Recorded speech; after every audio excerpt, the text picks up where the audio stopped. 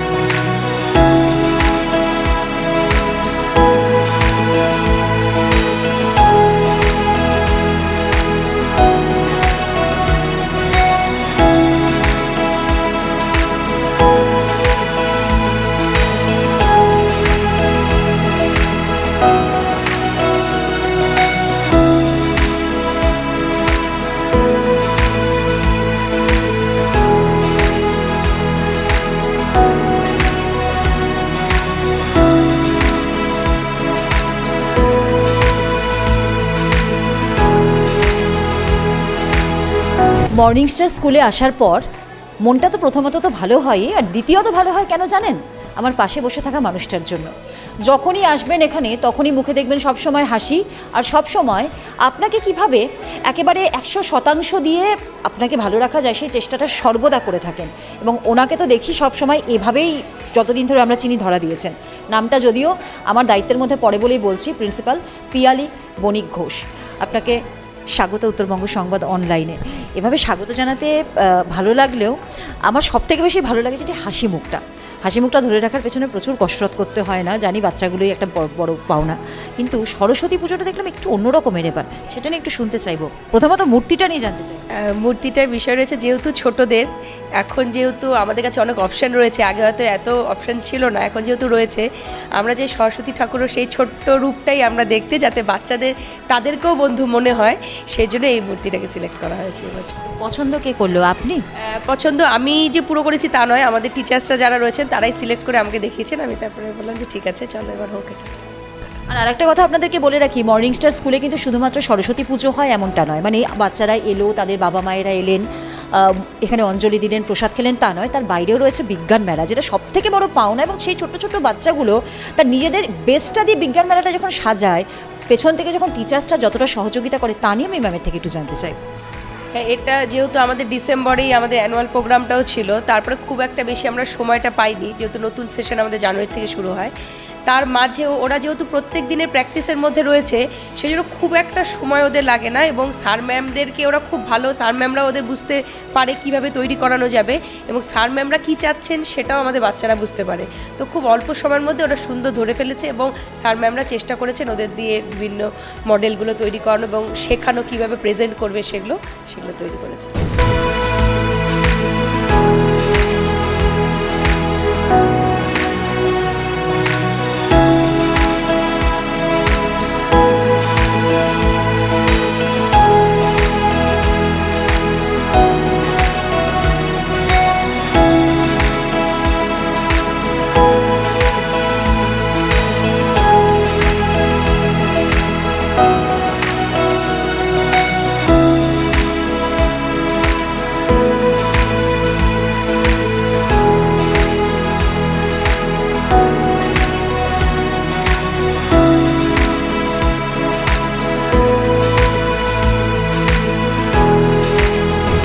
এবারে আমরা সামনে যে প্রজেক্টটি দেখতে পাচ্ছি সেটা বানিয়েছে দু বান্ধবী মিলে। ক্লাসে তাদের মধ্যে ভীষণ বন্ধুত্ব, তো প্রজেক্ট যখন বানাচ্ছে তখন একসাথেই প্রজেক্ট বানানো উচিত, তাই না বলুন? সবার আগে দুজনের নামটা আমি জানতে চাইবো। সবার আগে যার চোখে চশমা তার নামটা জেনে নিই। আমার নাম মাহি সানায়া। আমি ক্লাস 4-এ পড়ি। আমার নাম পিহুনা মণ্ডল, 4। দু মিলে তো একটা প্রজেক্ট বানিয়ে ফেলবি, প্রজেক্টটার নামটা একটু বলবি? প্রজেক্টের নাম হলো এলিফ্যান্ট অ্যালার্ম।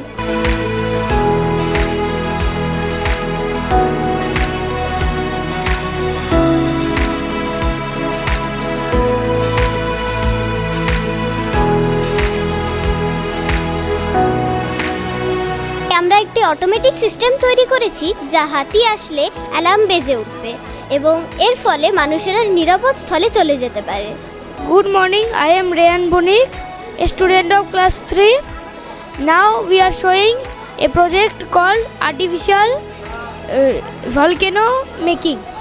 উপকরণ: foil paper, cardboard, thermocol board, baking soda, vinegar, লাল বা কমলা ফুড কালার, ইনো পাউডার, চামচ, ট্রে বা প্লেট।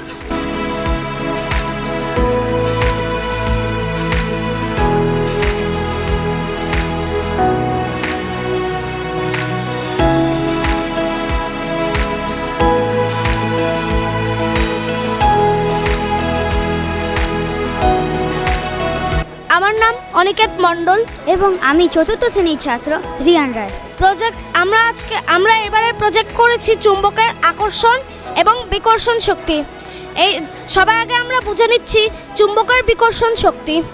এই যে দেখুন, আমরা চুম্বকের চারিদিকে সুতো বেঁধে দিয়েছি এবং নিচে আমরা একটি চুম্বক দিয়েছি। কিন্তু চুম্বকটি কিন্তু পড়েনি, সে হাওয়ায় ভাসছে। কারণ এখানে আমরা সবাই জানি যে চুম্বক উত্তর বা দক্ষিণ বিকর্ষণ করে এবং উত্তর বা দক্ষিণ বা উত্তর আকর্ষণ করে। তাই সেখানে হচ্ছে কি উত্তর বা দক্ষিণ বিকর্ষণ করছে। এখন আমরা জেনে নিচ্ছি আকর্ষণ জিনিসটা কী জিনিস। আমার প্রজেক্ট হলো ম্যাগনেটিক পাওয়ার ট্রিক, অর্থাৎ চুম্বকের আকর্ষণ শক্তি। আপনারা দেখছেন এবং ভাবছেন যে এটার পিছনে নিশ্চয়ই কোনো ম্যাজিক রয়েছে, কিন্তু না, এটা ম্যাজিক নয়, এটি সায়েন্স। চুম্বকের আকর্ষণ শক্তি হলো লোহা এবং অন্যান্য চুম্বকীয় বস্তুকে আকর্ষণ করার ক্ষমতা। আপনারা এখন দেখবে যে আমি প্লেনটিকে নামিয়ে ফেলব। এখন আমি এই প্লেনটিকে উপরে উঠে দেব। এই চুম্বকের আকর্ষণ শক্তির কারণেই প্লেনটি হয় ভাসছে। শাড়ির কুচি সামলানো বড়ই কঠিন, তবুও আজ একটা বিশেষ দিনে শাড়িতে পরতে হবে। এই শৈশবের যারা রয়েছে মানে তাদের দেখে এক লহমায় ফিরে গিয়েছিলাম একেবারে নিজেদের সেই ছোটোবেলার দিনগুলিতে। দেখুন তো কি মিষ্টি একটা ফ্রেমে আজ দাঁড়িয়েছি, আর এটাই মনে হয় সরস্বতী পুজোর সব থেকে বড় পাওনা। আর এই পাওনাটা আমাদেরকে একেবারে সুদে আসলে হাতে তুলে দিয়েছে ময়নাগুড়ির মর্নিং স্টার স্কুল। এভাবেই শৈশবেরা বেঁচে থাকুক, এইভাবে শাড়ির কুচি প্রতি বছর তারা সামলাক। আর মায়ের কাছে একটাই প্রার্থনা করি, মা বিদ্যা বুদ্ধিতে ভরিয়ে দিক গোটা উত্তরবঙ্গের মানুষের ঘরে ঘরে যে সমস্ত ছোট ছোট সরস্বতীরা রয়েছে তাদেরকে।